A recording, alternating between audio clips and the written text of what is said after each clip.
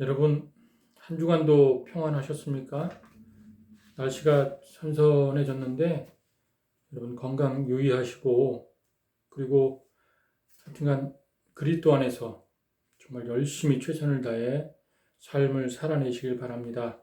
오늘도 변함없이 로마서를 강의하겠습니다. 이번에는 로마서 8장을 가지고 아버지와 아들이라는 관계라는 제목, 아버지와 아들의 관계라는 제목으로 저와 여러분이 은혜를 함께 나누도록 하겠습니다. 여러분, 이 로마서 8장은요, 로마서 전체가 반지, 결혼 반지라고 그렇게 생각한다면은 이 로마서 8장은 결혼 반지에 박혀 있는 보석, 뭐 다이아몬드나 에메랄드나 보석이라고 보면 됩니다. 그만큼 로마서 전체를 압축해서 모아놓은 것이 바로 로마서 8장입니다. 아주 핵심적인 부분인데, 그래서 이 로마서 8장을 우리가 함께 나누면서 지금까지 우리가 나눴던 로마서 1장부터 7장까지의 내용을 잠시나마 또 다시 한번 요약을 하자면 이런 내용입니다. 첫째는 우리가 죄와 멸망과 그리고 사망에서 안전하다. 우리는 이제 더 이상 죄에 얽매이는 자가 아니라, 그리고 사망에 두려워 떠는 자가 아니라, 멸망당할 것을 두려워 떠는 자가 아니라 거기서 안전하다. 마치 이런 거예요. 부모가 자기 자녀가 어느 날 유괴를 당했어요. 유괴범한테 유괴를 당했는데, 그러면 엄청나게 힘들잖아요. 그러다가 자녀가 구출을, 유괴범으로부터 이렇게 구출을 받았습니다. 경찰들이 수색해서 구출을 받았습니다. 그때 부모와 자녀가 처음으로 이렇게 이제 통화를 하는데, 통화할 때 가장 먼저 물어보는 게, 부모가 자녀에게 가장 먼저 물어보는 게, 너는 안전하냐? 너 괜찮냐? 몸은 괜찮냐? 너 안전하냐? 그렇게 물어보잖아요. 바로 그 부분이에요. 우리가 하나님과 우리와의 관계가 자녀의 관계가 된 이상은 죄로부터 또 죽음으로부터 멸망으로부터 안전하다. 그게 첫 번째 핵심이고요. 두 번째는 그런 유괴병 당해서 너 안전하냐? 그래서 이제 자녀가 안전해요. 또 다친 데 없어요. 그렇게 얘기하잖아요. 그 다음에 그럼 너 어떻게 구출을 받았니? 그게 궁금할 거 아니에요. 어떻게 구원을 받았는가? 로마서 1장부터 7장에서 어떻게 너희가 구원을 받았는가? 그 질문을 하는 거예요. 그리고 난 다음에 세 번째로는 너희는 다 하나님의 자녀다. 신분이 바뀌었다. 이제 더 이상 죄의 종로로 타는 것이 아니라 이제 하나님의 자녀로 의인된 사람으로 그렇게 이 땅에서 삶을 살아내야 된다. 그 이야기를 하는 것입니다. 그리고 난 다음에 이제 우리가 로마서 8장에 들어와서 저와 여러분이 하나님의 자녀로 사는 것이 어떻게 사는 것인가.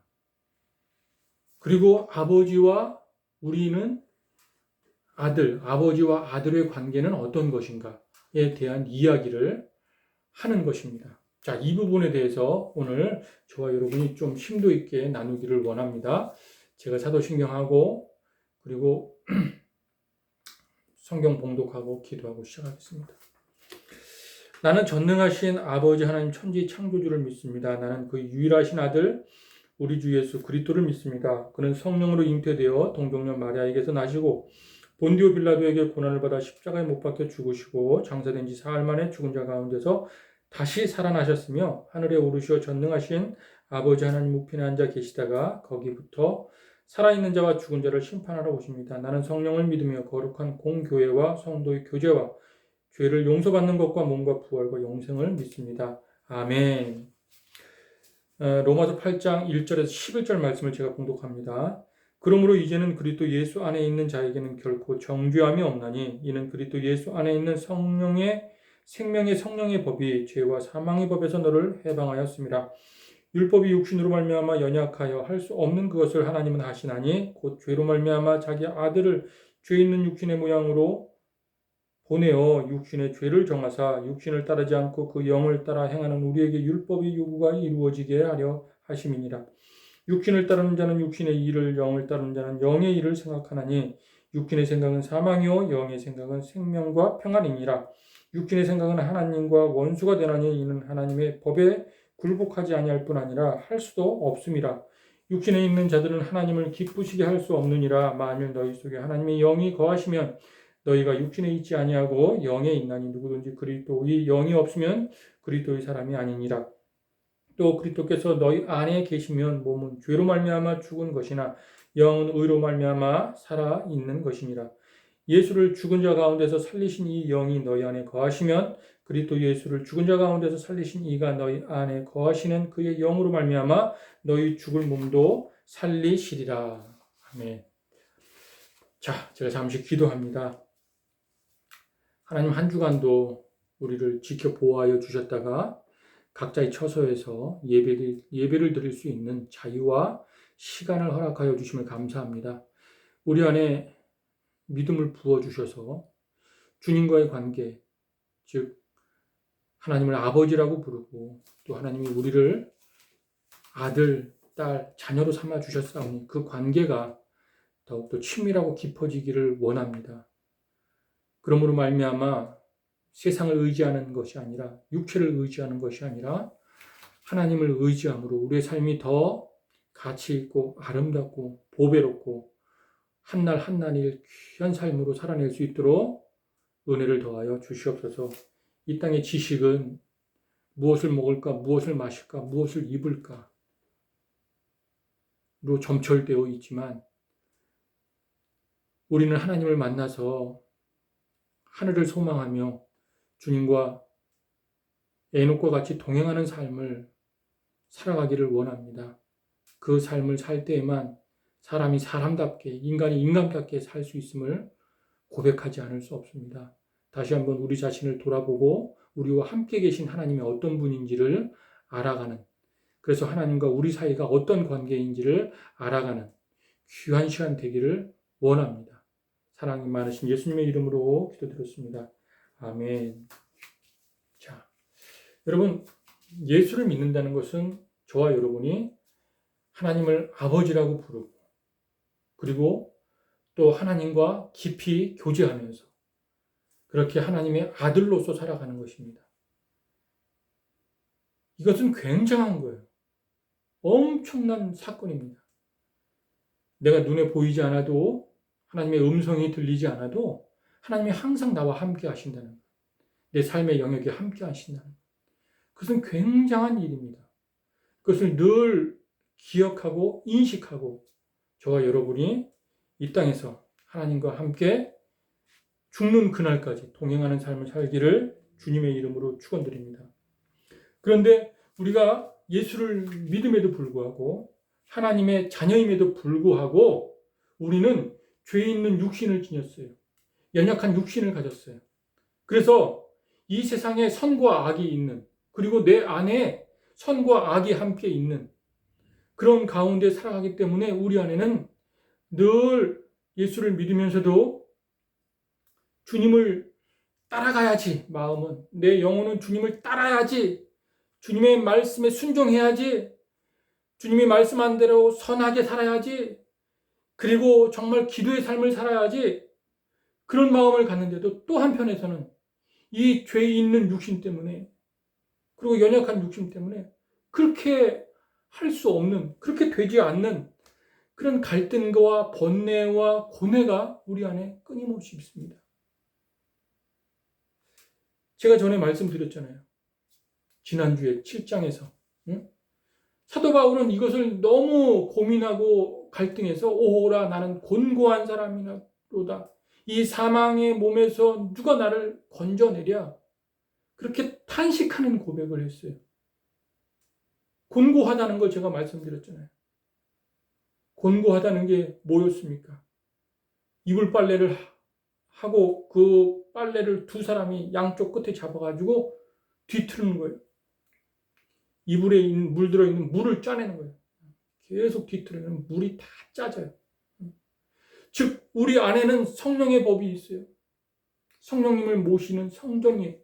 근데 또 한편에는 죄와 사망의 법, 즉 선한 법이 있고 악한 법이 있어서 그 사이에 내가 딱 끼어서 죄의 법은 이렇게 하라.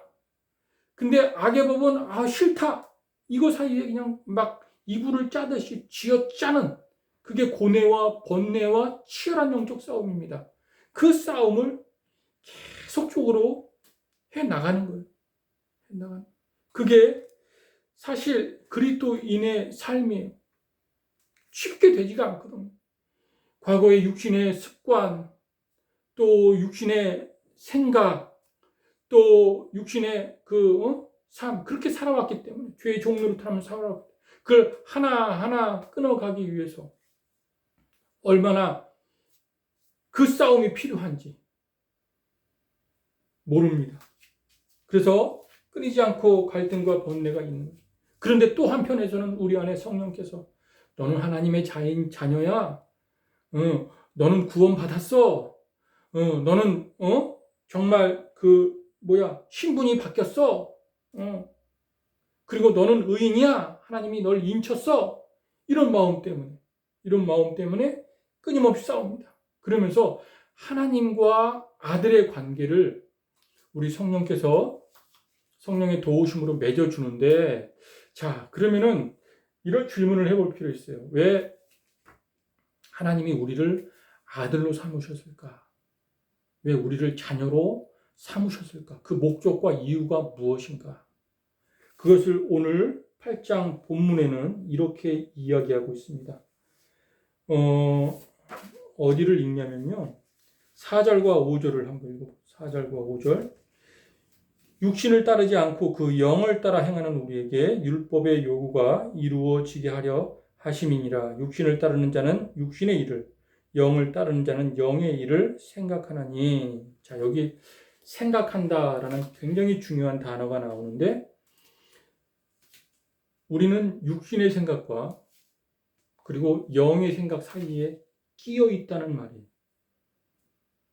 그러니까 우리 안에 죄 있는 육신, 내가 하나님 되고 싶은 것, 내가 중심에 서고 싶은 것, 나를 위해 이 땅에서 나를 위해 살고 싶은 그런 육신의 생각, 세상의 권세와 영향력 아래 살고 싶은 그 생각들과 끊임없이 그 영의 생각, 성령이 나에게 주시는 그런 생각들과 끊임없이 번뇌하고 싸우는데, 그것이 어느 날 갑자기 이 육신의 생각이, 이 죄의 생각이 어느 날 갑자기 생긴 게 아니라는 거예요.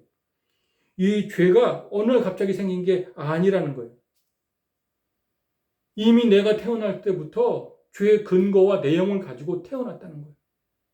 여러분, 창세기 4장에 보면은 가인이 하나님께 제사를 드리는데 하나님이 무슨 이유에서인지 가인의 제사를 받지 않습니다. 그때 가인이 갑자기 자기 동생 아벨을 돌로 쳐서 죽인 게 아니에요. 그 안에 가인 마음 안에 하나님을 부정하고 싶은 마음이 있었어요. 제사를 거절했기 때문에 부정하고 싶은 마음이 아니라 그 전부터 하나님, 당신이 하나님이라고? 나도 하나님 될 수 있어. 나도 내 힘으로 살 수 있어. 내 능력과 내 지혜로 살 수 있어. 그런 생각이, 그게 죄거든요. 그런 생각이 있었기 때문에 그 생각이 발전하고 확장해서 자기 동생 아벨을, 하나님은 죽일 수 없으니까 아벨을 죽일 거예요. 돌로 쳐서 죽인 거예요. 그러니까 우리 안에는 태어날 때부터 첫째 아담, 하나님께 불순종한 아담의 그 허리춤 때부터 죄성을 가지고 있는 존재예요. 끊임없이 하나님을 부정하고 싶어요. 하나님의 의도대로 살고 싶지 않은 거예요. 그냥 내 죄 있는 육신의 힘으로 계속 살고 싶은 거예요. 그래서 한국 속담에 이런 속담이 있습니다. 자루 속의 송곳은 언젠가 튀어나오게 돼 있다. 자루 속의 송곳은 언젠가 튀어나오게 돼 있다. 원래 자루 속에 송곳이 있었어요. 그것은 언젠가 튀어나오게 돼 있어요.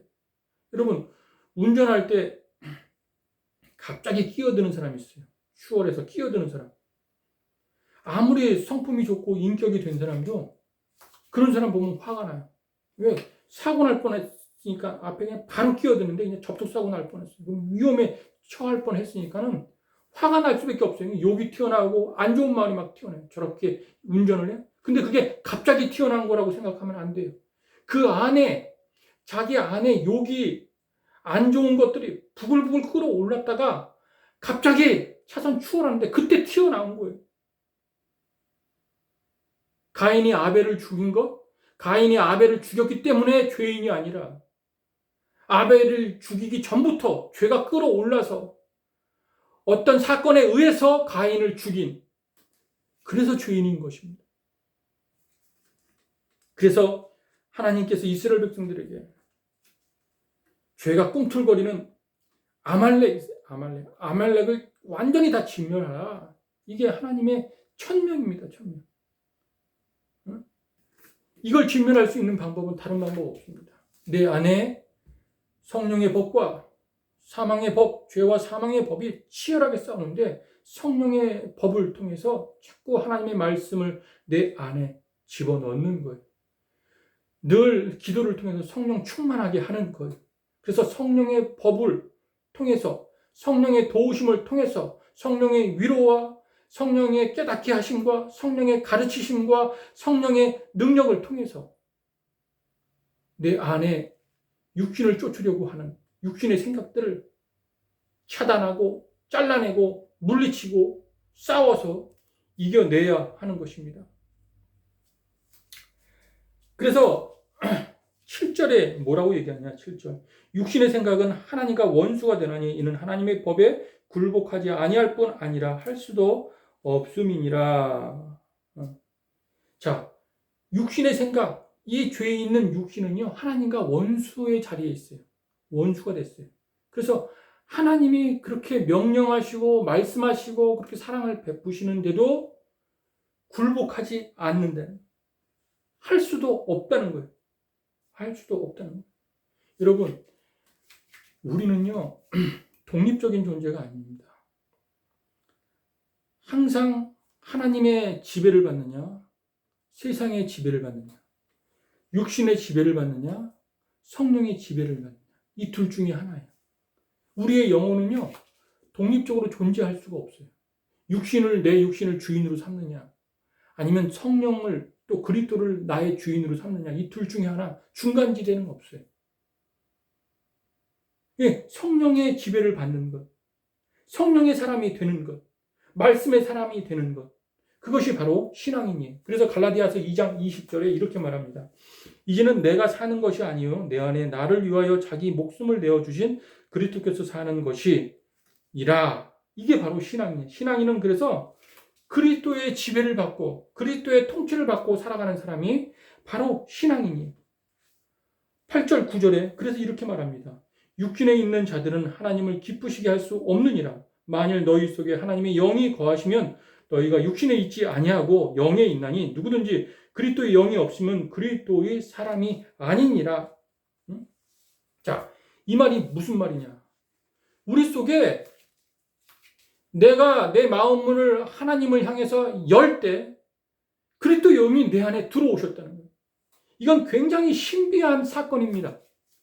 과학으로도 우술로도 어떤 수학 공식으로도 풀어낼 수 없는 아주 신비한 영역입니다. 이런 기적 같은 신비한 사건이 내 삶에 일어났어요. 그 전지전능하시고 이 우주 만물을 창조하신 하나님의 영이 내 안에 들어오셨다는 거예요. 그 영이. 이게 실감이 안 나니까 믿어지지 않는 거지. 이게 실감이 나고 그 실감 난 그것이 내 안에 느낌으로 또 믿음으로 삶으로 반응하게 되고 그렇게 살아야 되는 것입니다. 여러분, 어떤 사람이 있는데 동네 이렇게 산책을 나가서 산책을 동네 사람한테 같이 잘 아는 사람이 같은 직장 다니고 이렇게 몇 년간 잘 아는 사람이 개를 각각 한 마리씩 애완용 개를 데리고서 끌고서 산책을 나갔어요. 공원을 막 돌면서 직장에서 일어난 일들에 대해서 막 이야기를 하는 거예요.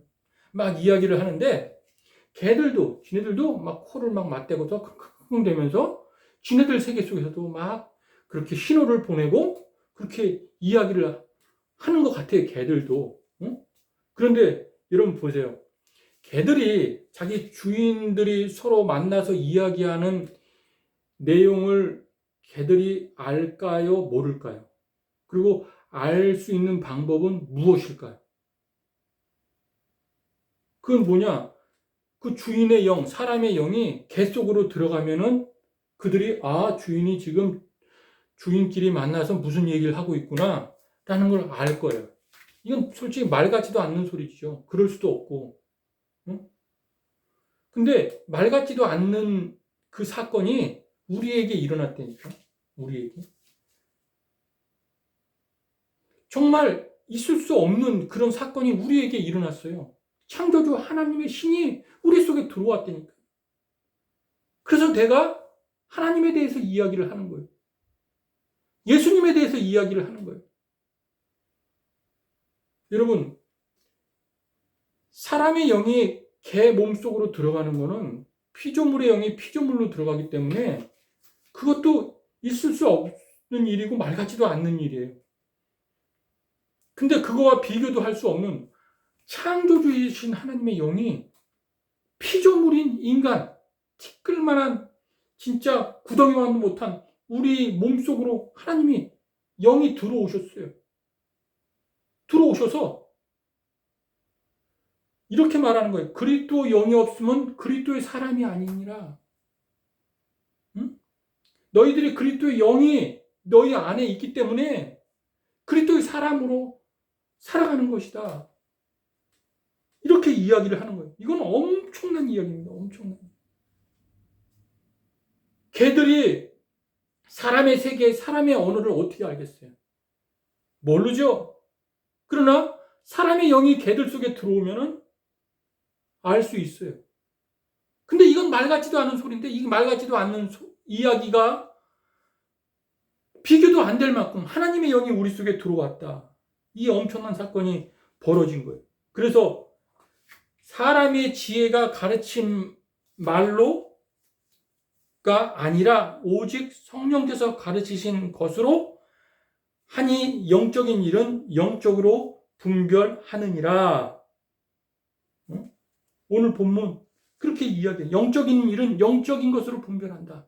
즉 그리스도 영이 우리 안에 들어오셔서 그 성령께서 가르치니까 깨닫게 하시니까 영적으로 보이지 않는 세계가 또 영적인 일들이 분별되는 거예요. 얼마나 놀라운 일입니까? 그 성령이 우리 안에 들어오셔서 하나님의 존재를 그분이 어떤 분인지 알게 하시고 그리스도가 어떤 분인지 알게 하시고 하나님이 우리를 향한 계획이 어떤 계획이 있으시고 또 그 계획을 어떻게 이루실지를 깨닫게 해 주시고 그리고 또 우리를 얼마나 사랑하시는지 그 사랑의 깊이와 넓이와 높이를 하나님께서 깨닫게 해 주시고 그래서 성령은요 그리스도를 소개하고 가르치는 일이 첫 번째 목적입니다. 그래서 성령께서는 성령 충만한 사람의 특징이 있는데 그 특징이 뭐냐? 굉장히 겸손합니다. 자기를 숨기고 자기를 감추고 오직 그리스도만 드러내게 해요. 왜? 성령의 인격이 그런 분이기 때문에 그래요. 성령은 철저하게 그리스도만 드러냅니다. 어느 날 갑자기 야 너희들 까불지 마. 내가 누군데? 내가 성령이야. 하나님의 영이야. 하면서 포함적으로 나타나서 어깨에 힘주고 그렇게 활동하게 하는 것이 아니라 철저히 그분은 자기를 숨겨요. 그리고 오직 예수 그리스도만 드러내요. 그런데 오늘날 성령 충만 받았다는 사람들 보세요. 막 스타처럼 행사하고 그리고 자기를 드러내고 그런 일들이 많이 일어나잖아요. 그거는 성령이 하시는 일이 아닐 수도 있어요. 성령은 철저하게 자기를 숨기고 그리스도만 드러내세요. 그게 첫 번째 특징입니다. 왜냐하면 우리 안에 내주하셔서 그리스도를 나타내기 때문입니다. 근데 이 성령 안에서 우리가 그리스도의 사람으로 살도록 하는데 신분이 좀 바뀌었어요. 신분이. 16절과 14절을 한번 제가 읽어보겠습니다. 16절과 17절. 어떻게 신분이 바뀌었냐. 성령이 친히 우리의 영과 더불어 우리가 하나님의 자녀인 것을 증언하시나니 자녀이면 또한 상속자 곧 하나님의 상속자요 그리스도와 함께 한 상속자니 우리가 그와 함께 영광 받기 위하여 고난도 함께 받아야 할 것이니라. 자, 여기 보면은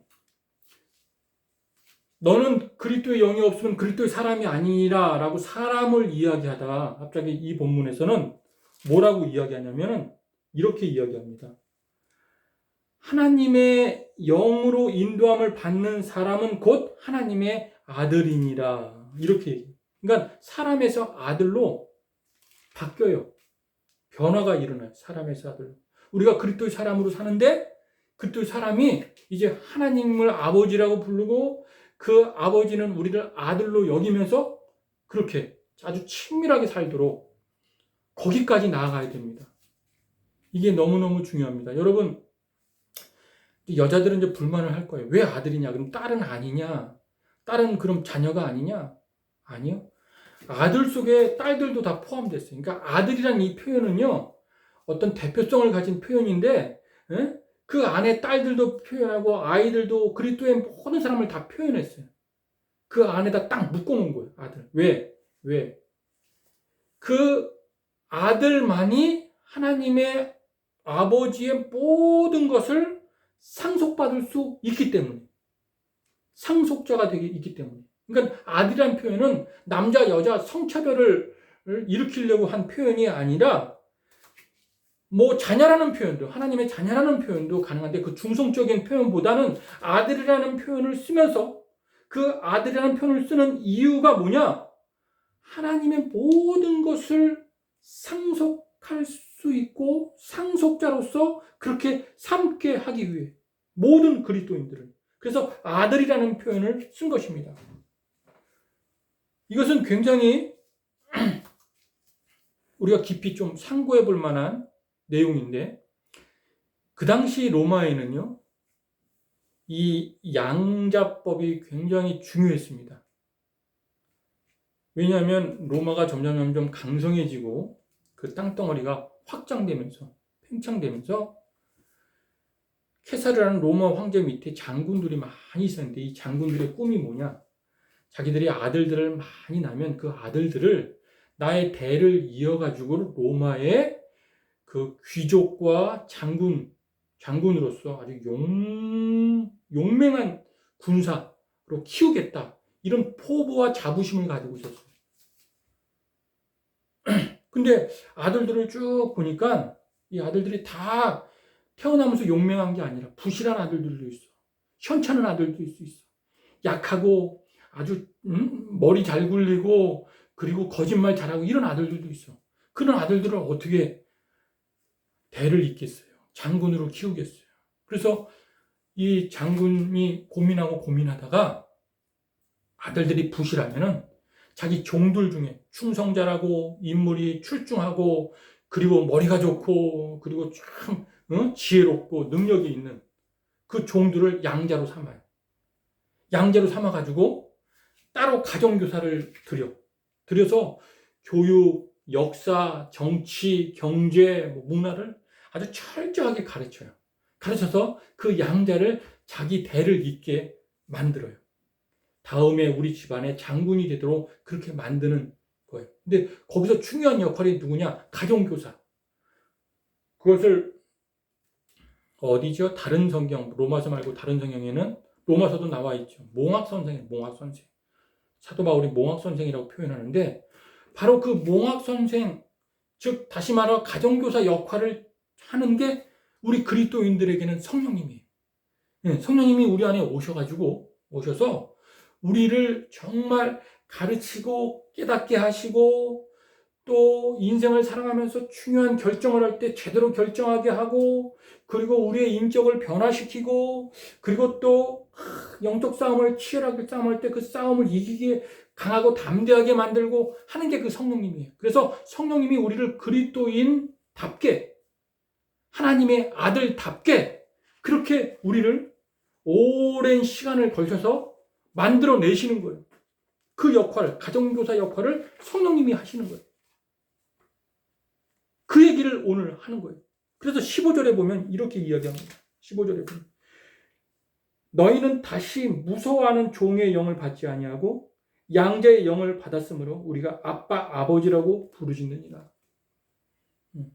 그 그리스도의 영 성령님이 비록 우리가 죄인으로 마귀를 아비로 삼았던 과거에는 마귀를 아비로 삼았던 그래서 죄의 종노릇하면서 노예로 살았던 그 신분을 그를 구원하여 양자로 삼아서 진짜 하나님의 아들처럼 그렇게 성령님이 가르치고 깨닫게 하시고 양육하고 그리고 자라게 하시는 가정교사의 역할을 하는데 어느 정도 수준까지 하느냐? 하나님을 아버지라고 부를 정도의 수준까지 너무나 친밀한 관계에 이르기까지 한다는 거예요. 여러분, 이 아빠는 아랍어인데 우리나라 말과 똑같아. 아빠는 아랍어인데요. 이 아빠는요, 아버지와 어느 정도의 관계까지 가냐면 친구의 관계까지 갑니다. 허물이 없어요. 그리고 아버지와 터놓고 지내는 거예요. 아버지 것은 내 거, 내 것은 아버지 거. 그래서 완전히 상속자의 관계예요. 아버지와 아들. 아들은 아버지 것을 상속받는 상속자의 관계예요. 그냥 아버지와 터놓고 지나가는. 그래서 여러분, 아버지를 아버지라고 부르는 것은 어느 정도 거리가 있습니다. 근데 아버지를 아빠라고 부르는 것은 거리가 없어요. 그냥 하나, 연합된, 일치된 하나라는 의미입니다. 그래서 그 아들을 상속자의 관계로 만들어서 아버지의 모든 것을 상속해 하는 것. 그러면은 굉장히 친밀한 관계가 되어야 되겠죠. 아버지가 포도원을 가지고 있는 아버지가 있어요. 아들한테 그 포도원을 관리하라고 상속해줬어요. 근데 어떤 아들은 아버지로부터 포도원을 상속받았는데 그냥 아무것도 안 하고 포도 열매가 나기까지 기다렸다가 포도 열매만 따먹네. 그런 아들이 있어요. 근데 어떤 아들은 상속받았으니까 포도원을 관리해야 될 거 아니에요. 그래서 매일같이 나가서 거름도 주고 또 물도 뿌려주고 가지도 쳐주고 풀도 뽑아주고 벌레도 잡아주고 하면서 포도원을 전체적으로 막 관리. 아버지가 그렇게 관리한 것처럼. 그럼 어떤 아들이 진짜예요? 후자가 진짜죠. 후자가. 그래서 오늘 굉장히 중요한 말을 하는데 17절 마지막 절에 보면 자녀이면 또한 상속자 곧 하나님의 상속자여 그리스도와 함께 한 상속자니 우리가 그와 함께 영광 받기 위하여 고난도 함께 받아야 할 것이니라. 자, 예수님의 삶을 보세요. 예수님은 하나님으로부터 최고의 영광을 받은 왕 중의 왕이요 하나님이세요. 하나님이신 그 영광보다 더 큰 영광이 어디 있어? 하나님이신데. 그리고 예수의 이름으로 우리가 기도를 하고 성령께서도 예수를 계속 높이고 예수를 드러내고 예수를 나타내요. 하지만 그가 하나님이 창조하신 모든 것을 상속받아서 통치하실 때 영광만 받으셨어요? 아니요, 고난도 함께 받으셨어요. 십자가의 길을 거셨어요. 하나님의 나라를 확실하게 예수님이 통치하시기 위해서 당신이 죽임을 당하시고 당신이 채찍에 맞으시고 당신이 욕을 얻어먹고 당신의 굶주림과 그 많은 시험을 통과하시고 고난을 당했어요. 그럴 때 하나님의 나라가 상속받은 아버지의 나라가 아주 건강하게 관리가 되는 거예요.